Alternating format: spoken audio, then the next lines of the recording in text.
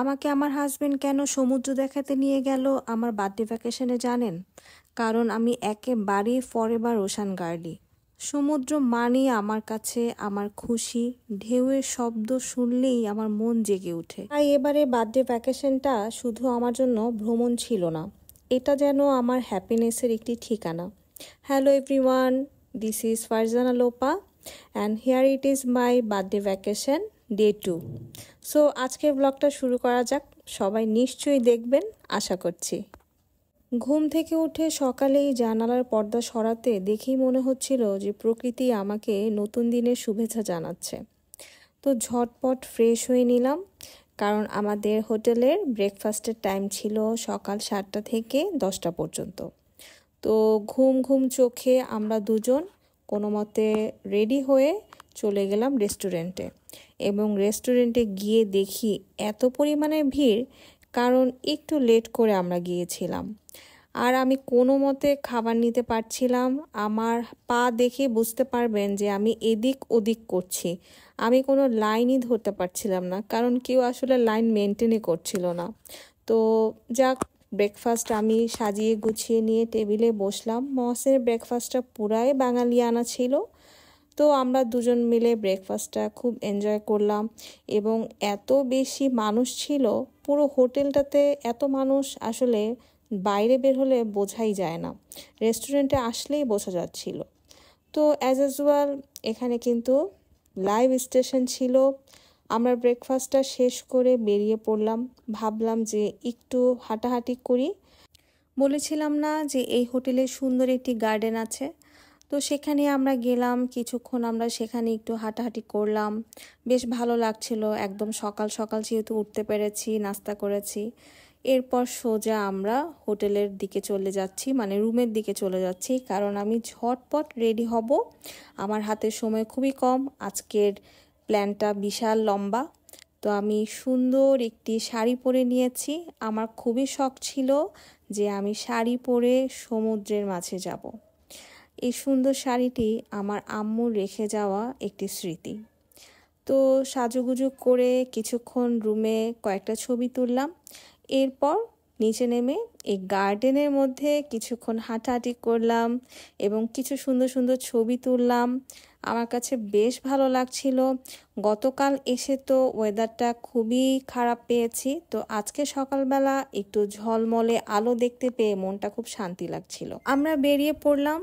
Hotel থেকে বের হয়েই কিন্তু ঝাউবন, প্রকৃতির অন্য রকম একটি রূপ। চারিদিকে লম্বা লম্বা গাছ, বাতাসে দুলছে পাতা, আর আশেপাশে থেকে মনে হচ্ছে ঢেউয়ের শব্দ এসে আমার গায়ে দোলা দিচ্ছিল।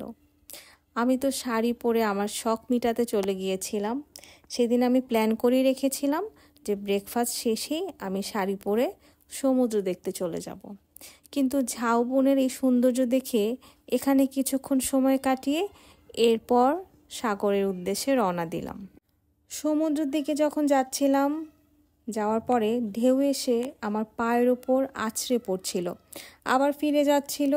সেই খেলাটা একেবারে জাদুর মতো। এবার আর শামুক পাইনি যে শামুক কুড়াবো। প্রতিবার কিন্তু আমি শামুক নিয়ে আসি। কখনো ঢেউয়ের সঙ্গে ছুটে যাওয়া, কখনো বালিতে বসে থাকা, এই মুহূর্তগুলো আমাকে সত্যি মনে করিয়ে দেয় আমি যে ফরএভার ওশান গার্লি। সমুদ্রে পাড়ে গেলে মানুষের এই আনন্দ, ছোটাছুটি, হাসি, একটা রঙিন পরিবেশ থাকে, নিজের কাছেও ভালো লাগে।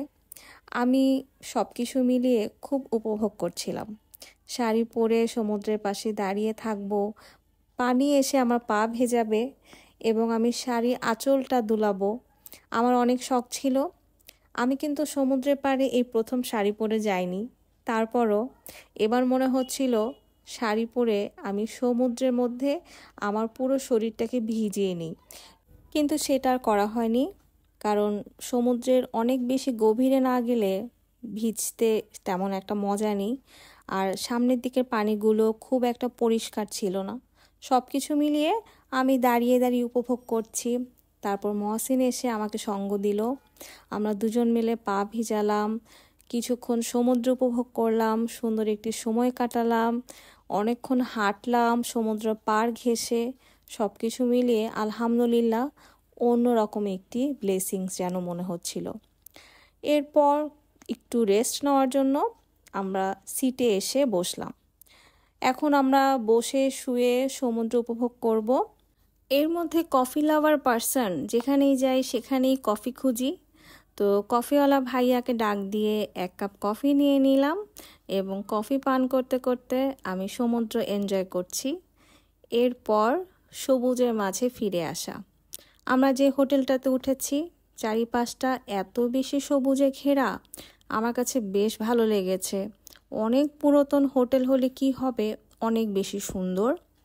তো আমি সুইমিং পুল এরিয়াটা প্রথম দিন ঘুরিনি, তো সেদিন হোটেলটাতে ঢোকার সময় সুইমিং পুল এরিয়াটা ঘুরে এরপর আমরা রুমের দিকে যাচ্ছি।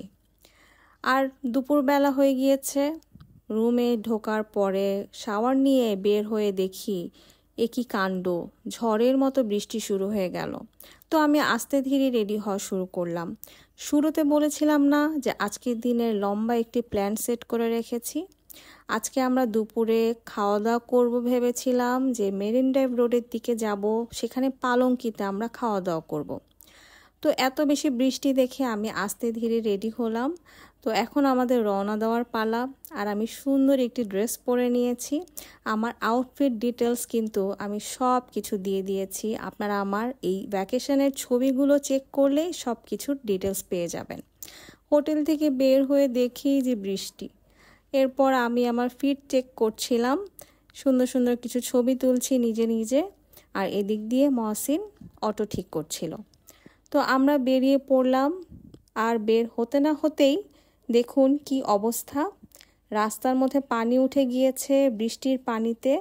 আর এত বেশি বৃষ্টি শুরু হয়েছে যে আমরা আমাদের টমটমে পুরো পর্দা টাঙিয়ে দিয়েছি। আমি সেদিন এমন একটা প্ল্যান করেছিলাম যে আমি কোনো বিচে গিয়ে বসবো এবং একটি পিকনিকের মতো সব কিছু নিয়ে গিয়েছিলাম। সেখানে আমি কিছু খাওয়া দাওয়া করছি, ছবি তুলবো, এরকম একটা প্ল্যান ছিল। কিন্তু ওয়েদার যা দেখালো, সকালবেলার দিকে তো ভেবেছিলাম যে আমার এই প্ল্যানটা সাকসেসফুল হবে, কিন্তু এই দিকটাতে যখন আমরা যাচ্ছিলাম দেখছি বৃষ্টি শুরু হচ্ছে, থামছে। তো পর্দাটা সরিয়ে দেখলাম যে বৃষ্টি মোটামুটি শেষ। আর আমরা অটোওয়ালা ভাইয়াকে বলছিলাম যে আমরা কোনো খালি বিচে যদি বসতে পারি তো সেখানে আমাদেরকে নামিয়ে দেখ। কিন্তু আচমকা ঝড়ের মতো বৃষ্টি, কি আর করব, আমরা দৌড়াদৌড়ি করে গিয়ে পালঙ্কিতে গিয়ে বসেছি। আমি ওয়াশরুমে গিয়ে একটু ঠিকঠাক হয়ে নিলাম। আমরা বলতে গেলে পুরাই ভিজে গিয়েছি। আমরা ছাতা ক্যারি করেছি, তারপরও ঝড়ের মতো বৃষ্টি শুরু হয়ে যাওয়াতে আমরা সবাই অবাক। আর পালঙ্কিতে আমাদের খাওয়ার ইচ্ছা ছিল, সেটা পরে, কিন্তু সেটা বৃষ্টির কারণে আগে হয়ে গেল। পালঙ্কিতে অনেক বেশি রাশ ছিল, তাদের ইন্টেরিয়রটা বেশ সুন্দর। টেবিলের মধ্যে এরকম শামুকগুলো ছিল, দেখে বেশ ভালো লাগছিল। এবং পালঙ্কির খাবারের অনেক সুনাম শুনেছি। আমি কিন্তু প্রথম দিন মাছ একদমই খাইনি। তো সেকেন্ড ডেতে আমি ঠিক করেছি যে আমি আজকের দিনটা শুধু মাছই খাবো। তো আমি বড় একটি রূপচাঁদা মাছ কারি অর্ডার দিয়েছি, খাওয়া দাওয়া শেষ করেছি। খুবই মজার ছিল খাবার দাবারগুলো। এরপর আমি আমার একটু লিপস্টিকটা আবার টাচ আপ করে নিয়েছিলাম। হঠাৎ বৃষ্টি কমে গেল।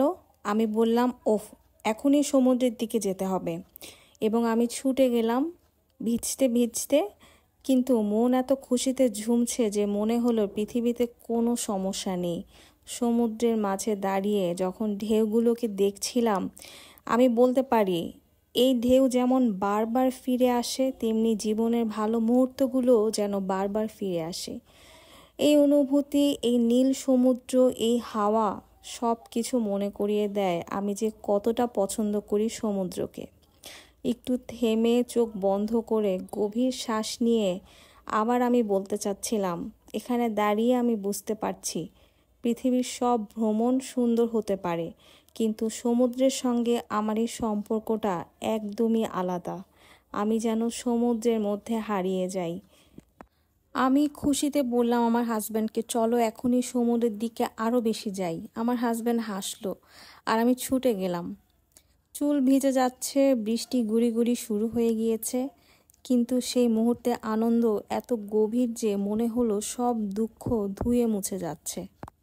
হঠাৎ করে কালো মেঘগুলো একদম মাটিতে পড়া শুরু করলো।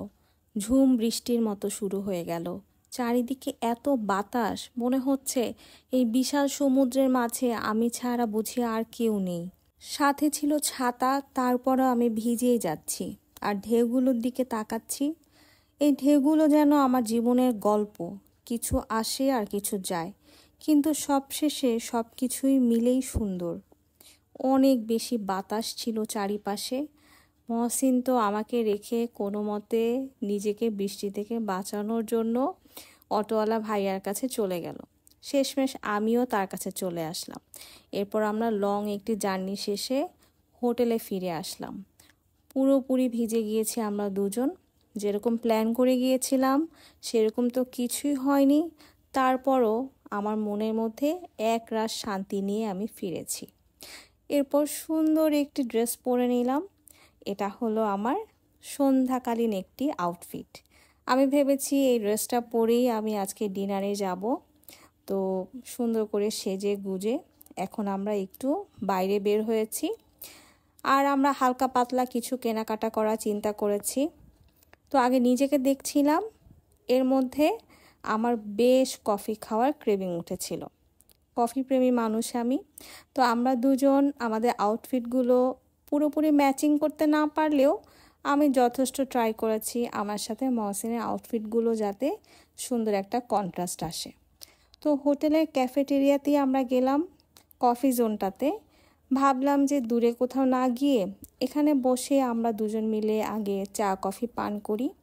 আর আমি নিজেকে দেখছিলাম, আমার কাছে নিজেকে অনেক বেশি কিউট লাগছিল। আপনারাই বলুন তো আমাকে কোন আউটফিটটাতে বেশি সুন্দর লেগেছে? ডে ওয়ানের আউটফিটটা বেশি সুন্দর, নাকি আজকে যে ব্লগে আমি যা যা আউটফিট পরেছি সেগুলো বেশি সুন্দর? আমাকে কিন্তু কমেন্টে জানাবেন। তো আমরা মেনু কার্ডটা দেখছিলাম এখান থেকে কোনো কিছু খাওয়া যায় কি না। আর আমি তো বলে দিয়েছি আমি শুধু ব্ল্যাক কফি পান করব। আমি কিন্তু ভদ্রমেয়ের মতো সেখানে গিয়েও ব্ল্যাক কফি পান করেছি।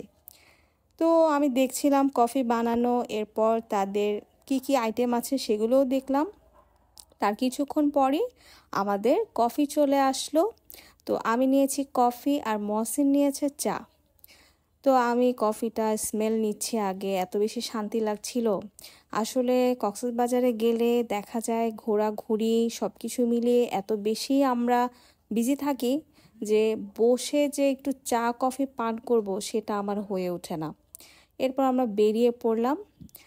আর এই যে মাছগুলো দেখছেন, এখন কিন্তু কক্সবাজারে যারাই যান তারা তো জানেনই যে সুগন্ধা বিচের ওই সাইডটাতে কিন্তু এরকম সি ফুডগুলা বারবিকিউ করে দেওয়া হয়। সবাই লাইন ধরে দাঁড়িয়ে খায়। আমার তো খাওয়ার সেই সৌভাগ্য নেই, কারণ মহসিন তো মাছই খায় না। তো আমরা চলে গেলাম একটু কেনাকাটা করতে। আমার কক্সবাজারে কেনাকাটা খুবই লিমিটেড। একটা সময় ছিল আগে যা দেখতাম তাই কিনতাম।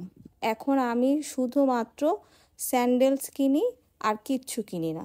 কিন্তু এবার গিয়ে একটু নতুন নতুন অনেক কিছু দেখলাম। এই যে কি রিংটা দেখলাম, এটা আমার বেশ ভালো লেগেছে। আমি বলছিলাম যে কোনটা নিব কোনটা নিব। আর অনেক কিছু দাম বেড়ে গিয়েছে, যেটা সত্যি কথা। কক্সবাজারে আগে যে জিনিসগুলো একটু কম দামে কিনতে পারতাম সেগুলো এখন আর কোনো কম দাম নেই। তারপর আরেকটা নতুন জিনিস দেখলাম, এটা আমার কাছে নতুন। আমি দেখলাম যে বোতলে ভর্তি করে শামুক দিয়ে তারা সেল করছে। তো ব্যাপারটা খুব ইউনিক। এরকম আমি অনেককেই দেখেছি যে নিজেরাও শামুক কুড়িয়ে এনে বোতলে রেখে বাসায় সাজায়। তো আমার কাছে এই স্যান্ডেলটা এত বেশি পছন্দ হয়েছে, কিন্তু যেই দাম চাচ্ছিল তো আমি দামাদামি করে আর তাদের সাথে পারিনি।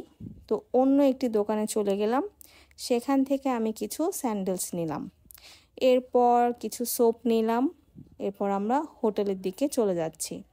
বেশ কেনাকাটা করেছি। আমার কক্সবাজার আসলে শুধুমাত্র স্যান্ডেলই কেনা হয়, কারণ আমি সারা বছর দেখা যায় কক্সবাজার থেকে কেনা যে স্যান্ডেলগুলো আমি আনি সেগুলোই আমি পরতে থাকি। অনেক লং লাস্টিং হয় আর আমার কাছে খুব ভালো লাগে, খুব কমফোর্টেবল থাকে। এরপর আমরা রেডি হয়ে গেলাম। যেহেতু বাইরে থেকে এসেছি ভাবলাম যে একটি সুন্দর কিউট আরামদায়ক আউটফিট পরে নিই। এই যে লং টি শার্টটা, এটা আমার আপু আমাকে গিফট করেছিল। তো আমরা এখন যাব হচ্ছে ডিনারে।